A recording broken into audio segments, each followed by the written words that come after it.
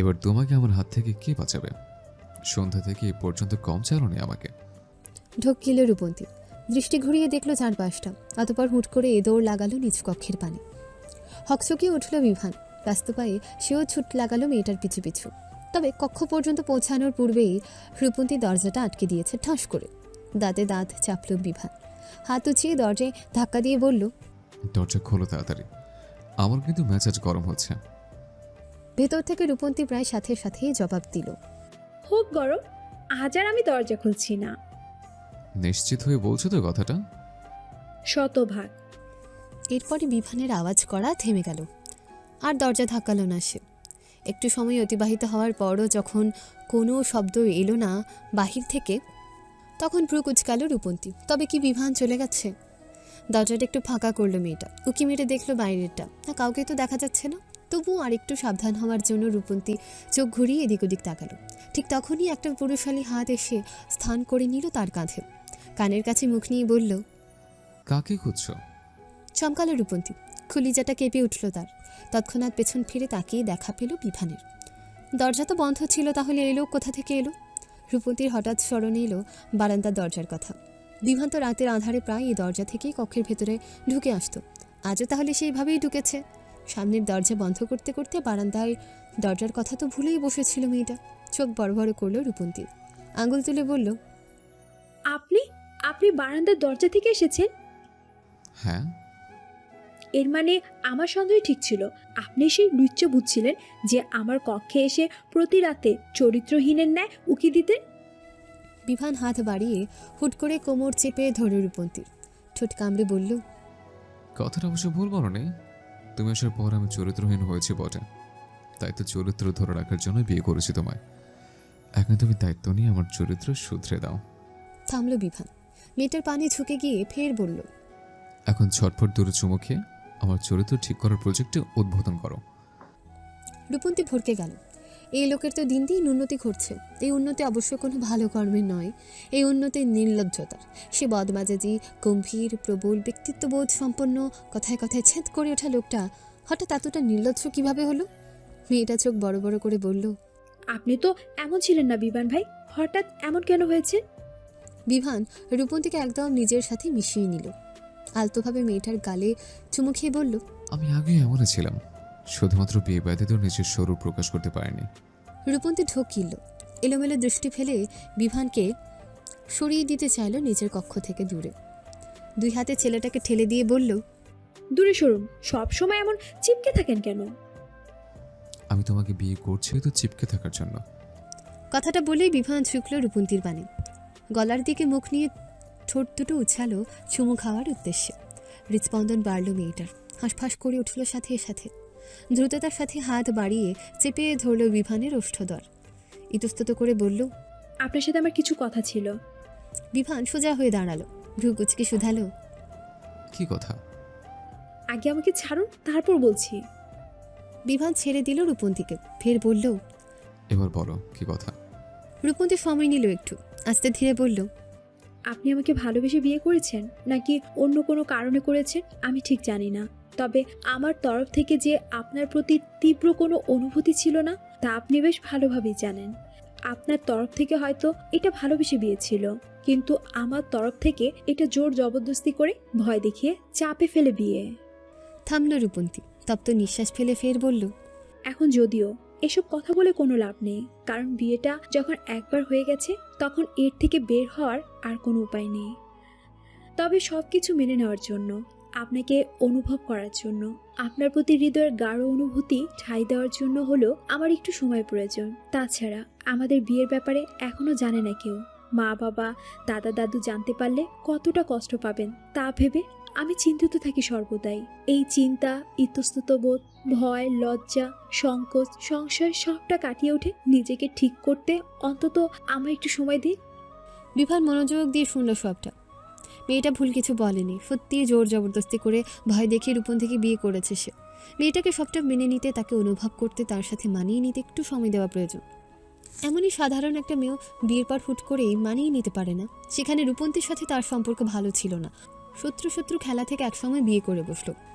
বিভান আর রূপন্তীকে জোর করল না, তার কথার বিরুদ্ধেও কোনো টু টা শব্দ করল না। নিঃশব্দে গিয়ে শুয়ে পড়ল বিছানার একপাশে। রূপন্তীকে ডেকে বলল, এসে শুয়ে পড়ো। মেয়েটা গিয়ে দাঁড়ালো বিছানার পাশে, ভ্রু কুচকে শুধালো, এ কি, আপনি এখানে শুয়েছেন কেন? ঘুমাবো বলে।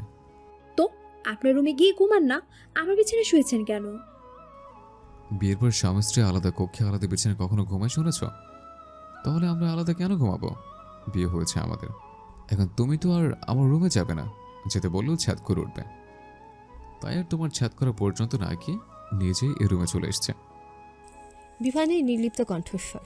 অবাক হলো রূপন্তী, ফের চোখ বড় বড় করে বলল, আপনাকে না আমি বললাম আমার সময় প্রয়োজন? বিভান ভ্রু কুচকালো, কপালে ভাঁজ ফেলে বলল, তুমি সময় চেয়েছ, আমি সময় দিয়েছি। একসাথে ঘুমাতে পারবো না এটা তো বলিনি। একসাথেই যদি ঘুমান তবে সময়টা দিলেন কোথায়? বিভানের দৃষ্টি শীতল হলো, ঠান্ডা কণ্ঠে সে বলল, একসাথে ঘুমাবো বলেছি, বাচ্চা তৈরির প্রসেসিং শুরু করব একটা বড় বলিনি। রূপন্তী থতমত খেয়ে গেল। এই লোক তার সামান্য একটা কথাকে কোথা থেকে কোথায় নিয়ে গেছে। সেও বা কখন বলল যে বাচ্চা তৈরির প্রসেসিং শুরু করবে? মেয়েটি ইতস্তত করলো, আমতা আমতা করে বলল, আমি কখন এসব বললাম? তুমি বলনি, কিন্তু তোমার কথা শুনে আমার মনে হয়েছে। মনে হয়েছে ভালো। এখন আপনি আপনার রুমে যান তো, আমি আপনার পাশে ঘুমাবো না। রূপন্তী কিছুটা শক্ত কণ্ঠে বলল কথাগুলো। কপালে ভাঁজ ফেলল বিভান, উঠে বসলো বিছানায়।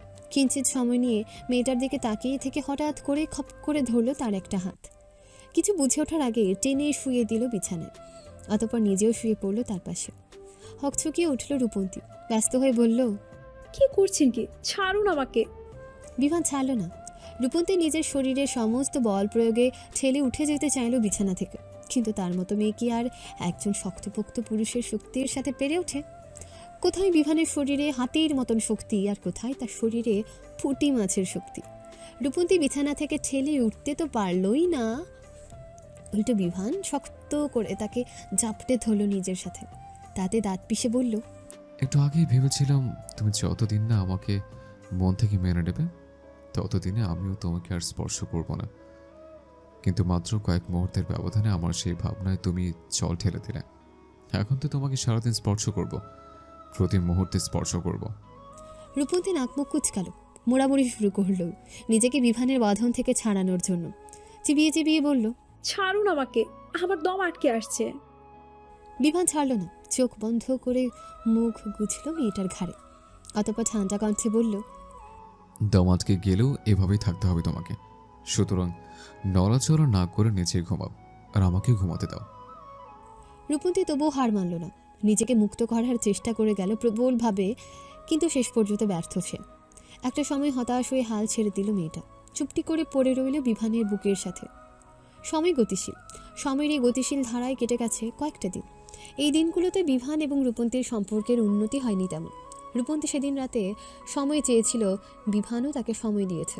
এমন নয় যে সময় দিয়েছে বলে বিভান মেয়েটার ধারে কাছে ঘাসে না, সে এখনও রূপন্তীর নিকটে যায়, তবে আগের মতো নয়। এখনও জ্বালাই, তবে আগের মতন হুটহাট ছুঁয়ে দেয় না। তবে কয়দিনে তাদের, অর্থাৎ বিভান, রূপন্তী, ইমাদ, জ্যাক, আলিনা এবং তোলা সবার বন্ধুত্বপূর্ণ সম্পর্কের উন্নতি ঘটেছে বেশ। আগে বন্ধুত্ব থাকলেও তারা একে অন্যের সাথে নিজেদের মনের কথা তেমন শেয়ার করতো না, কোনো কথা বলতে ইতস্তত বোধ করতো। এখন আর তেমনটা দেখা যায় না। এখন একজন অন্যজনের সাথে বেশ সাবলীলভাবে কথা বলতে পারে, অকপটে নিজের কথাগুলো শেয়ার করতে পারে একে অন্যের সাথে। এই বন্ধুদের মধ্যে আজ ইমাদের জন্মদিন। দোলা, বিভান, রূপন্তী, জ্যাক এবং অ্যালিনা মিলে ছেলেটাকে একটা সারপ্রাইজ দেওয়ার পরিকল্পনা করেছে। প্রথমে তারা ভেবেছিল বিভানের বাড়িতে একটা সারপ্রাইজ পার্টির আয়োজন করবে, কিন্তু তাতে বাঁধ ফাঁদল দোলা। সে নতুন কিছু করতে চাইছে, এমন একটা সারপ্রাইজ পরিকল্পনা করেছে যা ইমাদ সারা জীবন মনে রাখবে। রূপন্তীরাও আর তাকে বারণ করেনি এই পরিকল্পনায়। দোলা যদিও এখনও ইমাদের প্রতি তার অনুভূতির কথা প্রকাশ করেনি কারো সম্মুখে, কিন্তু ছেলেটার প্রতি তার অধিক যত্ন, তাকে চিন্তা এবং অস্থিরতায় সবাই বুঝে নিয়েছে মেয়েটার মনের কথা। শুধু বুঝতে পারেনি ইমাদ, বুঝবেও বা কীভাবে? সে তো সর্বদা রূপন্তীকে নিয়ে ব্যস্ত। যদি কখনো মাথা থেকে রূপন্তীকে ঝেড়ে একটু সময় নিয়ে সে তাকিয়ে দেখতো দোলার পানি, তাহলে হয়তো বুঝতো মেয়েটার মনের কথা। বিকালের সময় আকাশের উজ্জ্বল সূর্যটা তার তেজ হারিয়েছে, ঢলে পড়তে শুরু করেছে একদিকে। বিভান, রূপন্তী, জ্যাক, দোলা এবং অ্যালিনা এখানে পৌঁছালো সমুদ্রের তীরে সেদিনের সেই স্থানে। আজ এখানে ইমাদের জন্মদিন পালনের পরিকল্পনা করেছে সবাই মিলে। সমুদ্র তীরে পৌঁছে বিভান কল করলো ইমাদের নাম্বারে। কয়েক সেকেন্ডের মাথায় ইমাদ রিসিভ করলো কলটা। বিভানের কিছু বলার আগে এসে বলল, কিরে, কোথায় তোরা? কতবার কল করলাম তোদের, কেউই ধরলি না। তোর বাড়িতেও গেলাম, সেখানেও পেলাম না। বিভান সময় নিল একটু, অতঃপর বলল, আমরা সবাই মিলে একটি সমুদ্র তীরে ঘুরতে এসেছিলাম, কিন্তু এখানে এসে হঠাৎ দোলা অসুস্থ হয়ে পড়েছে ভীষণ। আশেপাশে কোনো হাসপাতাল বা ফার্মেসিও নেই যে ওকে নিয়ে যাব। আমাকে যে ওষুধের নাম বলছে, তুই দয়া করে সেই ওষুধগুলো নিয়ে তাড়াতাড়ি চলে আয়। কথাগুলো বলে পরপর কল কাটলো বিভান। ইমাদের খারাপ লাগলো কিছুটা। সবাই তাকে ছাড়াই ঘুরতে চলে গেল, একবার কেউ তাকে বলল না অব্দি। তবে হৃদয়ের এই খারাপ লাগা আপাতত হৃদয়ে চাপা দিল সে। এখন দোলার জন্য ওষুধ নিয়ে যেতে হবে তাড়াতাড়ি। ওরা হয়তো কেউ তাকে বন্ধু মনে করেনি, তাই সাথে করে নিয়ে যায়নি, কিন্তু ও তো সবাইকে বন্ধু মনে করেছে। বন্ধু হয়ে বন্ধুর অসুস্থতায় হাত গুটিয়ে বসে থাকা মোটেই শোভা পায় না। ইমা দ্রুত বিভানের বলা ওষুধগুলো কিনল, অতঃপর নিজেদের বাড়ির গাড়ি নিয়ে বেরিয়ে পড়ল সমুদ্র তীরের উদ্দেশ্যে। সন্ধ্যার সময় সূর্যটা ডুবে গিয়ে চারদিকে অন্ধকার ঘনিয়ে আসতে শুরু করেছে একটু একটু করে। ইমাদ কেবলই ওষুধ নিয়ে পৌঁছালো সমুদ্রের তীরে। গাড়ি থেকে নেমে হন্তদন্ত হয়ে ছুটে গেল বিভান্তের নিকটে। হাঁপাতে হাঁপাতে বলল, দোলা কোথায়? কি অবস্থা ওর এখন? ইমাদের হাঁপানোর মধ্যেই তার পানে এগিয়ে এলো দোলা, অ্যালিনা এবং রূপন্তী। দোলার হাতে কেক, অ্যালিনার হাতে একটা প্লাস্টিকের ছুরি, আর রূপন্তী মৃদু শব্দে হাতে তালি দিচ্ছে। তিনজনের ওষ্ঠে মন মাতানো হাসি। হাসি মুখে তারা বলল, শুভ জন্মদিন। ইমাদ চমকালো। এরা তাহলে পরিকল্পনা করেছিল তার জন্মদিন নিয়ে, তাই তাকে ছাড়াই সমুদ্রের তীরে চলে এসেছে। আর সে কিনা কি ভেবেছিল। আবেগে আঁখি দয় ভরে উঠল ইমাদের। প্রফুল্লতায় ভরে উঠল হৃদয়। সে একে একে তাকালো সব বন্ধুদের পানে, ধরা গলায় বলল, ধন্যবাদ সবাইকে। সৌজন্যসূচক হাসল সবাই। রূপন্তী বলল, ধন্যবাদ পরে দিবেন ইমাদ ভাই, আগে কেকটা কাটুন। দোলা নিজের হাতে আপনার জন্য কেক বানিয়েছে আজ। অ্যালিনা আবার পাশ থেকে বলল, হোস্টেলে তো ওভেন নেই, অন্যান্য বেশ কিছু ইলেকট্রিক যন্ত্রপাতি চালানোর উপরেও নিষেধাজ্ঞা রয়েছে। দোলা তাই আজ সকাল সকালই গিয়ে হানা দিয়েছিল বিভান ভাইয়ের বাড়িতে, সেখানেই সারা দিন কাটিয়ে এই কেকটা বানিয়েছে সে। দোলা লাজুক হাসল, নিচু স্বরে বলল, রূপন্তীও সাহায্য করেছে আমাকে। রূপন্তী? রূপন্তী আজ সারাদিন বসে ইমাদের জন্য কেক বানিয়েছে। ছেলেটার হৃদয় উৎফুল্ল হলো। দোলাও যে তার জন্য কেক বানিয়েছে সে কথা যেন তার কর্ণেই পৌঁছালো না, অথচ রূপন্তী একটু সাহায্য করেছে তা তার হৃদয় কেড়ে নিয়েছে। দোলা নামক মেয়েটার যে ইমাদের প্রতি এত যত্ন, এত নজর, এত অস্থিরতা, সবটাই ছেলেটার বন্ধুত্বের খাতিরে করেছে বলেই ধরে নিয়েছে। আর রূপন্তীর একটু সৌজন্যসূচক হাসিও ভালোবাসার রূপে হৃদয়ে গেঁথে নিয়েছে। আসলে এই পৃথিবীর নিয়মই না বড় অদ্ভুত। আমরা যাকে ভালোবাসি সে আমাদের ভালোবাসে না, আর যাকে তারা ভালোবাসে তারা আবার তাদের ভালোবাসে না। ঘুরে ফিরে আমরা সবাই ভালোবাসার কাঙাল, ভালোবেসে কাঁদি। আমাদের ভালোবাসা পুরো পৃথিবী বুঝে নিলেও কেন যেন ভালোবাসার মানুষটা বুঝতে পারে না, সে ভালোবাসে না আমাদের। ওই যে প্রিন্সেস ডায়নার একটা বহুল জনপ্রিয় উক্তি রয়েছে না, আমি যাকে ভালোবাসি সে ছাড়া পুরো বিশ্ব আমাকে ভালোবেসেছিল। সকলের কথোপকথনের মধ্যে এবার জ্যাকও তাড়া দিল। ইমাদের কাঁধে হাত রেখে বলল, তাড়াতাড়ি কেকটা কেটে ফেলো, আমাদের আরো পরিকল্পনা আছে, তারপর আবার বাড়িতে ফিরতে হবে। ইমাদ দেরি করলো না, এগিয়ে গিয়ে দাঁড়ালো কেকটার সম্মুখে। অ্যালিনার হাত থেকে প্লাস্টিকের তৈরি ছুরিটা নিয়ে সে কাটলো কেকটা। সাথে সাথে বিভান ব্যতীত সকলেই হাতে তালি দিয়ে উঠল। ইমাদ হাসি মুখে এক টুকরো কেক হাতে তুলে নিল। সর্বপ্রথম সে কেক টুকরো খাইয়ে দেওয়ার উদ্দেশ্যে ধরল রূপন্তীর মুখের সম্মুখে। হাসি উবে গেল দোলার ওষ্ঠে, দুমড়ে মুচড়ে উঠল তার ছোট্ট হৃদয়খানা। এত কষ্ট করে হাত পুড়িয়ে কেকটা বানালো সে, কেকটা কাটাও হলো তার হাতের উপরে রেখে, অথচ হিমাদের হাতের প্রথম টুকরো কেক উঠল রূপন্তীর মুখের সম্মুখে। তোলার হৃদয়টা বিষণ্ণতায় পরিপূর্ণ হয়ে উঠল, আখিদয় ভরে উঠল অশ্রুকণায়। তবে কেউ দেখার পূর্বেই লোকচক্ষুর আড়ালে নিজের চোখের অশ্রু মুছে নিল সে। তার চোখে অশ্রু দেখলে সবাই হয়তো তাকে নিয়ে ব্যস্ত হবে, ফলস্বরূপ ইমাদের জন্মদিন উদযাপনে ভাটা পড়বে। দোলা কোনোভাবেই চায় না তার জন্য ইমাদের জন্মদিন উদযাপনে কোনো বাধা আসুক। হৃদয়ের ব্যথা হৃদয়ে লুকিয়ে ফেলল মেয়েটা, ওষ্ঠে হাসি ফুটিয়ে তুলো। রূপন্তীও ভরকে গেল ইমাদের এমন কাণ্ড। এখানে আরও অনেকে আছে। বিভান এবং জ্যাক তো তার ছোটবেলার বন্ধু, তাদের না খাই সর্বপ্রথমই রূপন্তীর মুখের সম্মুখে কেক ধরাটা নিশ্চয়ই মেয়েটার জন্য বিব্রতকর। তবে বলতেও পারছে না কিছু, আজ ইমাদের জন্মদিন। আজকের দিনে ছেলেটাকে ফিরিয়ে দেওয়া বা কিছু বলা নিশ্চয়ই মানানসই নয়। রূপন্তী আর চোখে তাকালো বিভানের পানে। ছেলেটার চোখে মুখে স্পষ্ট ক্রোধ, দাঁত কিরমির করে তাকিয়ে আছে তার পানে। মেয়েটা ঢোক গিলল। সে কোন চালাই পড়ল? একদিকে একজন কেক হাতে নিয়ে দাঁড়িয়ে আছে, আর অন্যদিকে একজন রোষপূর্ণ দৃষ্টি নিয়ে তাকিয়ে আছে। দুজনে কাউকে অগ্রাহ্য করা যাচ্ছে না। রূপন্তীর ভাবনার মধ্যেই ইমাদ মুখ খুলল।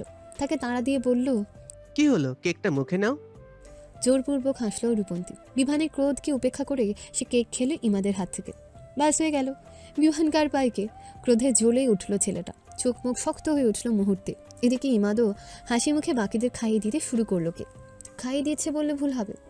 একে অপরকে কেক ছোড়াছুড়িতে মত্ত হয়েছে সকলে। বিভান এই সুযোগটায় কাজে লাগালো। সকলের অগোছরে রূপন্তীর হাত টেনে সে নিয়ে গেল একটু দূরে অন্ধকারের পানে। যদিও এখানে ততটা অন্ধকার নেই, ইমাদের জন্মদিন উদযাপনের জন্য করা লাইটিংয়ের কিছুটা আলো এখানে এসেও পৌঁছাচ্ছে। রূপন্তী সকলের মধ্যে দাঁড়িয়ে কোনো কথা না বললেও এখানে এসে বলল, সমস্যা কি আপনার? এখানে এভাবে নিয়ে এলেন কেন? তুমি ইমাদের হাত থেকে কেক কেন খেলে? বিভানের রুক্ষ কণ্ঠস্বর, তবে বিরক্ত হলো রূপন্তী। বিভান তো অবুঝ নয়, সব বোঝে সে। আজ ইমাদের জন্মদিন ছিল, সে উপলক্ষে সবাইকে কেক খাইয়ে দিয়েছে, তাকেও দিয়েছে। হ্যাঁ, সে মানছে সবার প্রথমে তাকে খাইয়ে দিয়েছে, কিন্তু এখানে তার তো কোনো দোষ নেই। আর তার বলারও ছিল না কোনো, বললেও তার দৃষ্টিকটু হয়ে দাঁড়াতো। রূপন্তী কিছুটা বিরক্তি নিয়ে বলল, সে খাইয়ে দিয়েছে তাই খেয়েছি। ও খাইয়ে দিলে তোমাকে খেতে হবে? তোমাকে বলেছি না ওর থেকে দূরে দূরে থাকতে? রূপন্তীর মেজাজ বিগড়ালো এবার। সবটা জেনে বুঝে চোটপাট দেখাচ্ছে এই লোক। এমন ব্যবহার করছে যেন ইচ্ছে করে ইমাদের হাত থেকে সবার আগে কেক খেয়েছে। ভালোবাসা যেখানে আছে, হিংসা সেখানে থাকবে, এটা স্বাভাবিক। কিন্তু সেই হিংসার উপরে নিজের কাবু রাখতে হবে সব জেনে বুঝে শুধুমাত্র হিংসার বশবর্তী হয়ে নিজের সঙ্গীকে দোষারোপ করা নিশ্চয়ই যুক্তিসঙ্গত নয়। রূপন্তী কিছুটা ক্রোধের বশে বলল, আমি আপনার সব কথা শুনতে বাধ্য নই। শক্ত কণ্ঠে কথাটা বলেই চলে যেতে উদ্যত হলো রূপন্তী। তৎক্ষণাৎ তার হাত টেনিয়ে ধরল বিভান। শক্ত হাতে মেয়েটাকে চেপে ধরল পাশে একটা গাছের সাথে। দাঁতে দাঁত চেপে বলল, বিয়ে করা বউ তুই আমার কথা শুনতে বাধ্য নস তো কার কথা শুনতে বাধ্য? রূপন্তী দমল না একটু, শক্ত কণ্ঠে জবাব দিল, যেখানে এই বিয়ে আমি মানি না, সেখানে আপনার কথা শুনবো, এটা আষাঢ়ের গল্প ব্যতীত আর কিছুই নয়। বিভান তেতে গেল আরও। ক্রোধে দিশাহারা হয়ে চেপে ধরল রূপন্তীর গলা। হিসিয়ে বলল, তুই মানিস বা না মানিস, আমি তোর স্বামী, এটাই চিরসত্যি। কথাটা বলতে বলতেই বিভানের চোখ পড়ল রূপন্তীর গলার পানে। আবছা আলোয় মেয়েটার দেহের এই অংশটা যেন আরও মোহনীয় হয়ে ধরা দিয়েছে এই মুহূর্তে। হাত নরম হলো বিভানের, চক্ষু শীতল হলো স্বল্প সময়ের ব্যবধানে। হৃদয়ে নিষিদ্ধ চাওয়ারা কেমন মাথা চাড়া দিয়ে উঠেছে। ইচ্ছে করছে এক্ষুনি হামলে পড়তে। মাথা থেকে ক্রোধ ছেড়ে ফেলে ওষ্ঠ প্রসারিত করল বিভান। রূপন্তীর গলায় আলতোভাবে স্লাইড করতে করতে বলল, I like your neck babe. থামল বিভান। নিঃশাক্ত কণ্ঠে ফের বলল, সুতরাং একটা চুমু তো দেওয়া উচিত এই মুহূর্তে। রূপন্তী ভরকে গেল, চোখগুলো বড় বড় হয়ে গেল তার। এই লোকের মতিগতি ভালো ঠেকছে না মোটে। তাছাড়া লোকটা নির্লজ্জ ভীষণ। পরে দেখা যাবে সত্যি সত্যি এখানে দাঁড়িয়ে দাঁড়িয়ে তার নির্লজ্জতাগিরি শুরু করেছে। আশেপাশে বন্ধু বান্ধব সবাই আছে। তার এই অবস্থায় একবার রূপন্তীকে দেখে নিলে লজ্জায় আর মুখ লুকানো ওর জায়গা থাকবে না। মেয়েটা হাঁসফাঁস করে উঠল, আমতা আমতা করে বলল, আশেপাশে সবাই আছে, ছাড়ুন আমাকে। থাকুক সবাই, এদের কাউকে ভয় পায় নাকি আমি? বিভান ঝুঁকে গেল মেয়েটার গলার দিকে, নিজেকে ছাড়ানোর জন্য মোড়ামুড়ি শুরু করলো। বিভান তবুও ছাড়ল না। শেষে রূপন্তী আর উপায় না পেয়ে তার পায়ে পড়া হালকা উঁচু জুতা দ্বারা পাড়া বসালো ছেলেটার পায়ে। হকচুকে উঠল বিভান, অজান্তে হাত আলগা হলো তার। রূপন্তী সুযোগটাই নিল। বিভানের হাত আলগা হতে সে দৌড়ে গেল ইমাদের পানে। দাঁতে দাঁত চাপল বিভান। মেয়েটা এভাবে তাকে গোল খাইয়ে পালিয়ে গেল। একবার হাতের কাছে পাক, তখন সেও এর মজা বুঝিয়ে দেবে হাড়ে হাড়ে। বিভান এবার কটমাট করতে করতে এসে দাঁড়ালো ইমাদের কাছে। তীক্ষ্ণ দৃষ্টিতে তাকালো রূপন্তীর পানে। মেয়েটা ততটা পাত্তা দিল না, উল্টো ভেঙচি কেটে নিঃশব্দে ঠোঁট নাড়িয়ে গেল। নির্লজ্জ অসভ্য পুরুষ। বিভান এবং রূপন্তীর এই একসাথে উধাও হওয়া, পরপর ফিরে আসা, আবার একে অন্যের সাথে ইশারায় কথা বলার কেউ খেয়াল না করলে ইমাদ করেছে। বুকের ভেতরটা জ্বলে যাচ্ছে তার, হিংসে জাগছে ভীষণ। রূপন্তীর সাথে বিভানের কি সম্পর্ক রয়েছে যে তারা এভাবে ইশারায় কথা বলছে? না না, ইমাদের ধারণা তো ভুলও হতে পারে তারা এমনি কোনো বিষয় নিয়ে কথা বলছে। ইমাদ নিজের মনকে শান্ত করলো। তবে এই সমুদ্র তীরে দাঁড়িয়ে হঠাৎ তার মনে হলো আজ এই ক্ষণে রূপন্তীকে তার মনের কথা বলে দেওয়া উচিত। আজ ইমাদের জন্মদিন, সাথে সমুদ্রের তীর, মাথার উপরে উজ্জ্বল এক চন্দ্রের আনাগোনা। ভালোবাসার কথা বলার জন্য আজকের থেকে ভালো এবং সুন্দর মুহূর্ত মনে হয় আর আসবে না। ইমাদের ভাবনার মধ্যে দোলা সকলকে ডেকে বলল, চলো এখন বারবিকিউ করি সবাই মিলে। সবাই উৎফুল্ল ভঙ্গিতে পা বাড়ালো দোলার পিছু পিছু। তখনই রূপন্তীকে পিছু ডাকলো ইমাদ। কিছুটা ইতস্তত করে বলল, তোমার সাথে আমার কিছু কথা বলার আছে রূপন্তী। থমকে দাঁড়ালো সকলে। পিছু ফিরে তাকালো ইমাদের পানে। রূপন্তী ওষ্ঠে হাসি ধরে রেখে বলল, জি বলুন। ইমাদ চোখ ঘুরিয়ে একবার তাকালো সকলের পানে। অতঃপর হুট করে হাঁটু গেড়ে বসে পড়ল রূপন্তীর সম্মুখে, সমুদ্র তীরের বালুর উপর। মিহি কণ্ঠে বলল, আমি তোমাকে ভালোবাসি রূপন্তী। চমকালো উপস্থিত সবাই।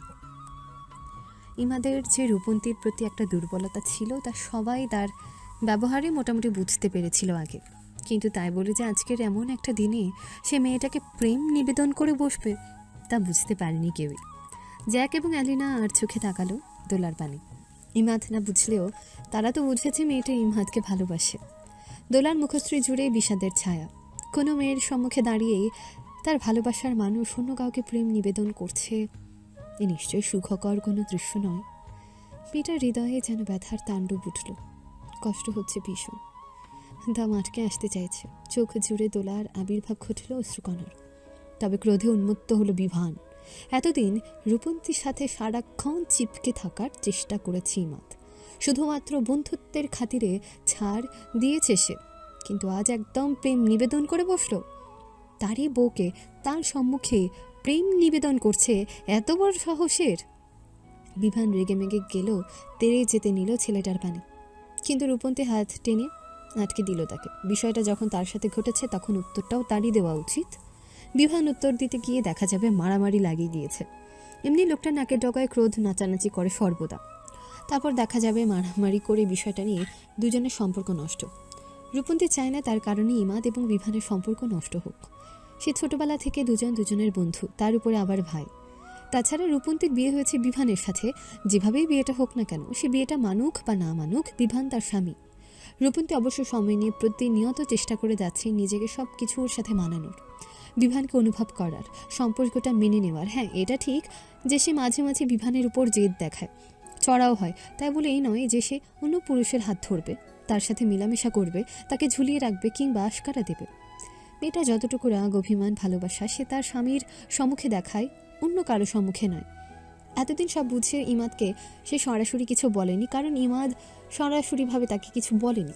একজন মানুষ সরাসরিভাবে যদি না বলে আমি তোমাকে ভালোবাসি, তাহলে তার সম্মুখে গিয়ে আমি আপনাকে ভালোবাসি না, আপনি আমার থেকে দূরে থাকুন বলা কিংবা কোনো খারাপ ব্যবহার নিশ্চয়ই মানানসই নয়। কিন্তু আজ যখন ইমাদ সরাসরি তাকে প্রেম নিবেদন করলো, তখন শক্ত কণ্ঠে এর উত্তরটা তারই দেওয়া উচিত। তপ্ত নিঃশ্বাস ফেল রূপন্তী। কণ্ঠটা স্বাভাবিক রাখার চেষ্টা চালিয়ে বলল, আমি আগে থেকে আপনার মনের কথা আন্দাজ করতে পেরেছিলাম ইমাদ ভাই, কিন্তু আপনি এতদিন সরাসরি কিছু না বলায় আমিও বলতে পারছিলাম না। যাই হোক, ভালোই করেছেন আজ সবটা এভাবে বলে।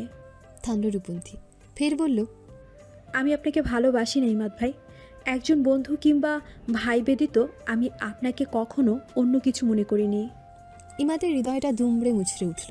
মনে হলো যেন তার কর্ণে কেউ গরম সীসা ঢেলে দিয়েছে। যাকে এতদিন ধরে ছেলেটা ভালোবেসে এলো, আজ এসে বলছে ভালোবাসে না।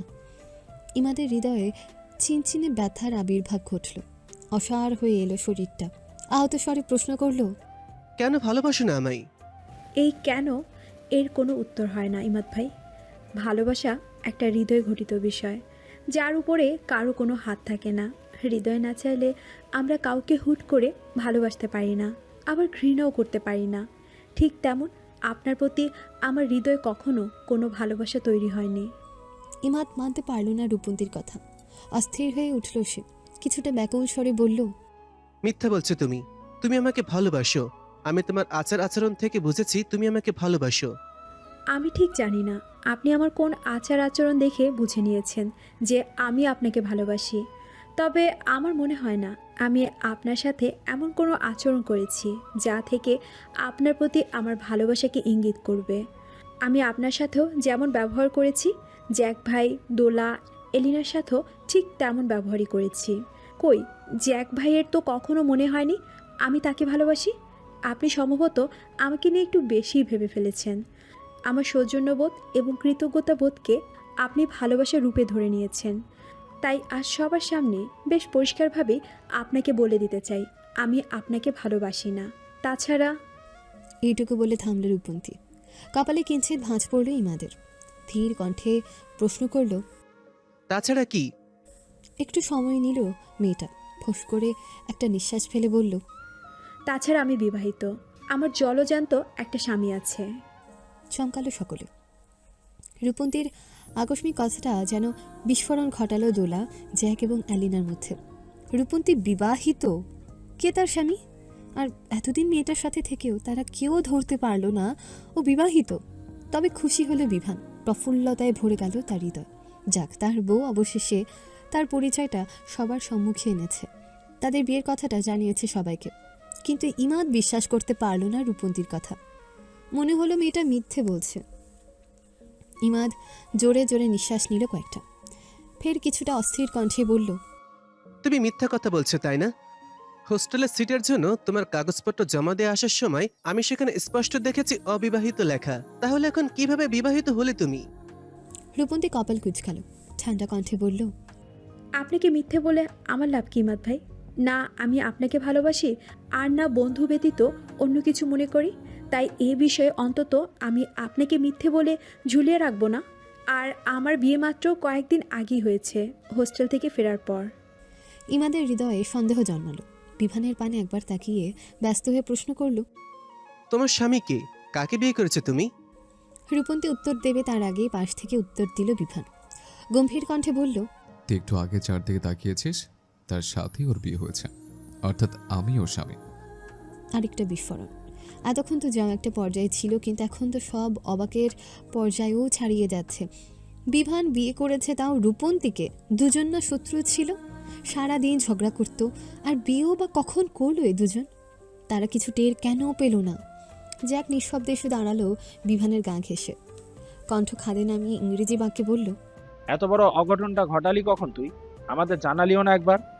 বিভান আর চোখে তাকালো জ্যাকের পানে, ওষ্ঠ ফাঁকা করলো কিছু বলার জন্য। তখনই ভেসে এলো ইমাদের চিৎকারের ধ্বনি।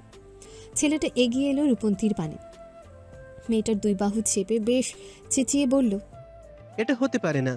তুমি আমাকে মিথ্যা বলছো, নয়তো বিভান তোমাকে জোর করে বিয়ে করেছে। আমার থেকে তোমাকে কেড়ে নেওয়ার জন্য ও তোমাকে জোর করে বিয়ে করেছে, তাই না? ক্রোধে রিরি করে উঠল বিভানের শরীরটা। এতক্ষণ তো ইমাদ তার সম্মুখে দাঁড়িয়ে তার প্রেয়সীকে প্রেম নিবেদন করছিল, এখন আবার ছুঁয়েও দিল। দিন দিন হের সাহস বেড়ে যাচ্ছে। এতদিন বন্ধু বলে কিছু বলেনি, কিন্তু এখন আর মেনে নিতে পারল না বিভান। চোয়াল শক্ত হয়ে উঠল তার, চোখে মুখে ফুটে উঠল ক্রোধের ছাপ। শক্ত হাতে সে রূপন্তীর কাঁধ থেকে ইমাদের হাতটা সরিয়ে দিল, দাঁতে দাঁত চেপে বলল, ও কি বলেছে শুনিসনি? ও তোকে ভালোবাসে না, তার উপরও বিবাহিত, আমার স্ত্রী। এরপর এত কথা বলছিস তুই কোন মুখ দিয়ে? ইমাদ তৎক্ষণাৎ কলার চেপে ধরল বিভানের, দিশেহারা হয়ে বলল, তুই ইচ্ছে করে ওকে আমার থেকে কেড়ে নিয়েছিস। আমি জানি তুই জানতি আমি ওকে ভালোবাসি, তাই তাড়াতাড়ি ওকে বিয়ে করে নিয়েছিস। বিভান ভাবলেশীন ভাবে জবাব দিল। অনেকটা তাই। রূপন্তী অবাক হলো, চোখ বড় বড় করে সে তাকালো বিভানের পানে। এই তাহলে তাদের বিয়ের কারণ ছিল? ইমাদের জন্যই বিভান এত তাড়াহুড়ো করে জোরপূর্বক চাপে ফেলে বিয়ে করেছিল? ইমাদ আরও শক্তভাবে আঁকড়ে ধরল বিভানের কলার, কিছুটা ধরা গলায় বলল, কেন এমন করলি তুই? কেন আমার থেকে কেড়ে নিলি রূপন্তীকে? তুই যেমন ওকে ভালোবাসিস, তেমনি আমিও ভালোবাসি, এবং আমি আমার প্রিয় জিনিস নিয়ে কখনো আপোষ করতে পছন্দ করি না, তাই আগে ভাগে বিয়েটা সেরে ফেলেছে। বিভান ঠান্ডা কণ্ঠে কথাটা বলে হাত দিল কলারে। ইমাদের হাত দুটো নিজের কলার থেকে শক্ত হাতে সরিয়ে দিয়ে হাত ধরল রূপন্তীর, টেনে মেয়েটাকে নিয়ে যেতে যেতে বলল, চলো এখান থেকে। তৎক্ষণাৎ পেছন থেকে রূপন্তীর হাত টেনে ধরল ইমাদও, ধরা গলায় বলল, তুমি আমাকে এভাবে ছেড়ে যেতে পারো না রূপন্তী। রূপন্তী এবং বিভান থমকে দাঁড়ালো। বিভান কিছু বলার পূর্বে রূপন্তী নিজের হাত থেকে ইমাদের হাতটা সরিয়ে দিল, শক্ত কণ্ঠে বলল, আমি বিবাহিত জেনো আপনার এমন আচরণ মোটে কাম্য নয় ইমাদ ভাই। পরপর মেয়েটা এক পলক তাকালো দোলার পানে, কিছুটা নরম কণ্ঠে বলল, আপনি যাকে ভালোবাসেন সে আপনাকে ভালোবাসে না, কিন্তু খুঁজে দেখুন আপনার আশেপাশে এমন মানুষের উপস্থিতি রয়েছে যে আপনাকে আপনার থেকেও অধিক ভালোবাসে। তাদের অনুভব করতে শিখুন, দেখবেন সত্যিকারের ভালোবাসা পেয়ে গেছেন। বিনা বাধায় জীবনটাই রঙিন হয়ে উঠেছে স্বল্প সময়ে। রূপন্তী চলে গেল বিভানের সাথে। সমুদ্র সৈকতে ওই বালুর উপরে নিস্তেজ হয়ে বসে পড়ল ইমাদ। দুই চোখ ভর্তি তার অশ্রু। সে যেন এখনও মানতে পারছে না রূপন্তী তাকে ভালোবাসে না, সে বিভানকে বিয়ে করেছে। ইমাদের মনে হচ্ছে সে ঘুমিয়ে আছে, ঘুমের ঘোরে সে কোনো ভয়ঙ্কর স্বপ্ন দেখছে। এই ঘুম ভেঙে গেলেই তার স্বপ্ন ভেঙে যাবে, সে আবার ফিরে পাবে মেয়েটাকে। ইমাদের ভাবনার মধ্যে গাড়ি স্টার্টের আওয়াজ ভেসে এলো। ওই বুঝি রূপন্তী চলে যাচ্ছে। ছটফটে উঠল ছেলেটার হৃদয়। বসা থেকে উঠে দাঁড়ালো সে, দৌড় শুরু করলো বিভানের গাড়ির দিকে। দোলাও শুরু করলো দৌড় ইমাদের পিছু পিছু। ডেকে বলল, ইমাদ ভাই কোথায় যাচ্ছেন? শুনুন আমার কথা। কে শোনে কার কথা? ইমাদ উন্মাদের ন্যায় ছুটে এলো বিভানের গাড়ির নিকটে। কিন্তু ততক্ষণে বিভান গাড়ি স্টার্ট করে রূপন্তীকে সাথে নিয়ে সাঁই সাঁই করে ছুটে চলেছে বাড়ির পথে। ইমাদ দৌড় শুরু করলো সে গাড়ির পেছনে। চেঁচিয়ে বলল, শুধু একবার বলেছে রূপন্তী, তুমি আমাকে ভালোবাসো, শুধু আমাকে ভালোবাসো। কিছুটা সময়ের ব্যবধানে দৌড় থামালো ইমাদ। হাঁটু মুড়ে বসে পড়ল রাস্তার মধ্য বরাবর।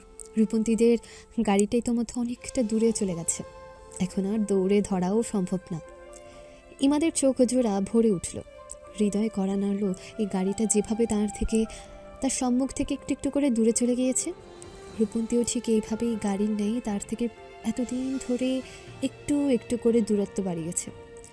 শুধু সেই বুঝতে পারেনি, বোকার নেই দিনের পর দিন ভালোবেসে গেছে। দোলাও ইতোমধ্যে ইমাদের পিছনে ছুটতে ছুটতে এসে দাঁড়ালো ওই স্থানে, হাত রাখলো বেচারার কাঁধে, মৃদু স্বরে ডাকলো, ইমাদ ভাই। ইমাদ যেন শুনতে পেল না দোলার ডাক, অনুভব করতে পারল না তার উপস্থিতি। তার মন যে এখন অন্য কোথাও পড়ে রয়েছে, চরম বিষণ্ণতায় নিজের স্বকীয়তা খুইয়ে বসেছে কিঞ্চিত সময়ের জন্য। দোলা এবারে ইমাদের বাহু ধরে হালকা ছাঁকালো, ফের ডেকে উঠল, ইমাদ ভাই। ইমাদের হুঁশ ফিরল। মলিন দৃষ্টিতে সে তাকালো দোলার পানে, অস্ফুট স্বরে বলল, হুম। উঠুন রাস্তা থেকে, যে কোনো সময় গাড়ি চলে আসতে পারে। ইমাদ উঠল না, ম্লান স্বরে বলল, রূপন্তী চলে গেছে। দীর্ঘশ্বাস ফেলল দোলা, বল প্রয়োগে টেনে দাঁড় করালো ছেলেটাকে, সান্ত্বনা দিতে বলল, কোথায় যাবে? বাড়িতে গেছে নিশ্চয়ই। আমরা এখন থেকে ফিরে ওদের বাড়িতেই যাব। ওদের বাড়িতে গিয়ে কি হবে? ওর আর বিভানের বিয়েটা কি মিথ্যা হয়ে যাবে? ও কি ভালোবাসবে আমায়? তেমন কিছু হবে না, আর ও আমায় ভালোবাসবে না। আমি এই জীবনে কখনো ওকে পাবো না। থামলো ইমাদ, পরপর কিছুটা ধরা গলায় বলল, রূপন্তী কেন ভালোবাসলো না আমায়? দোলার হৃদয় জ্বলছে।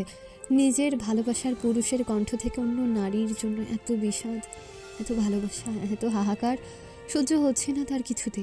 আবার ইমাদের জন্যও খারাপ লাগছে, ছেলেটা ভালোবেসে কতটা ভেঙে পড়েছে। তপ্ত নিঃশ্বাস ফেলল মেয়েটা, ধীর কণ্ঠে বলল, রূপন্তী তখন বলল না, ভালোবাসা হৃদয়ে সংগঠিত ব্যাপার, এখানে কারোর হাত থাকে না।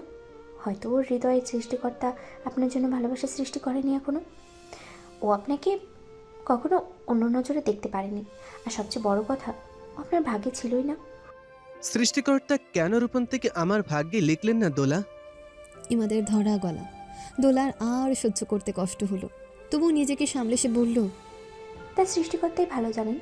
তবে একটা কথা কি, সৃষ্টিকর্তা যা করেন আমাদের ভালোর জন্যই করেন। আপনি এইভাবে ভেঙে পড়বেন না, ধৈর্য ধরুন, অপেক্ষা করুন, নিশ্চয়ই সৃষ্টিকর্তা আপনার জন্য ভালো কিছু রেখেছেন। ইমাদ হাসল, তাচ্ছিল্য করে বলল, ভালো কিছু? রূপন্তীর থেকেও ভালো কিছু? হয়তোবা, আবার হয়তোবা না। বুক চিরে একটা দীর্ঘশ্বাস বেরিয়ে এলো ছেলেটার, আর সে দাঁড়ালো না ওই স্থানে। পেছন ঘুরে পা বাড়ালো নিজের গাড়ির পানে। দোলার ধৈর্যের বাঁধ ভাঙল। নিজের প্রিয় পুরুষের কণ্ঠে এতক্ষণ অন্য নারীর কথা শুনে, অন্য নারীকে ভালোবাসার কথা শুনে আর নিজেকে ধরে রাখতে পারল না সে।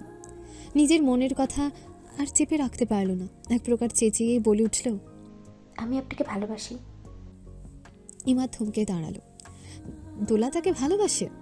অবাক হলো ছেলেটা, পেছন ফিরে তাকালো মেয়েটার পানে, বিস্মিত স্বরে প্রশ্ন করলো, তুমি আমাকে ভালোবাসো? দোলার চোখে অশ্রু, অথচ কণ্ঠে দৃঢ়তা নিয়ে জবাব দিল, হ্যাঁ ভালোবাসি, ভীষণ ভালোবাসি।